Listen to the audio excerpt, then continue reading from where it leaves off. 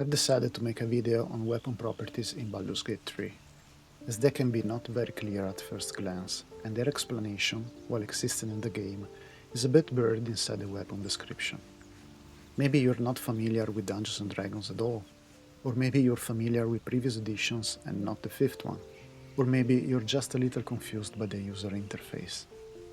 I hope this little guide will help you and set you on your feet to understand all the weapons the game is going to present you. This list is based on what I found so far in the first act, on searching the internet and on some knowledge about Dungeons & Dragons 5th edition. There are also a couple of properties that require you to know what dual wielding or reach means in this edition, so I'm going to briefly explain those. I've made a spreadsheet with the properties found so far, what they mean, taken from the in-game descriptions, and on what weapons are present in the first hours of the game.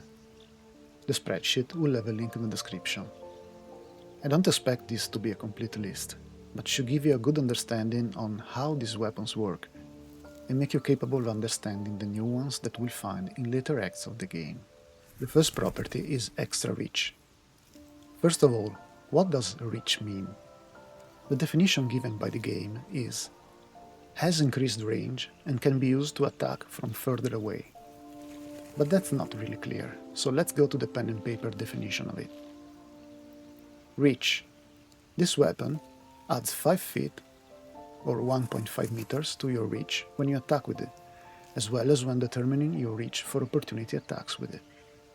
Considering that the normal reach with a melee weapon is 5 feet or 1.5 meters, it means that with a weapon with the extra reach property you can attack from 10 feet away or 3 meters away.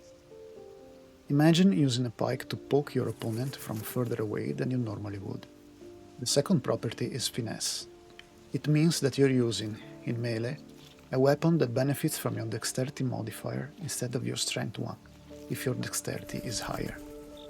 Those are useful weapons for dex-based characters, like rogues, bards, usually rangers, and so on. Then we have the light property. That means it's a weapon that's, well, light, so you can use it for dual wielding. What's dual wielding? I'm going to give you the definition from the player's handbook, page 195. When you take the attack action and attack with a light melee weapon that you're holding in one hand, you can use a bonus action to attack with a different light melee weapon that you're holding in the other hand.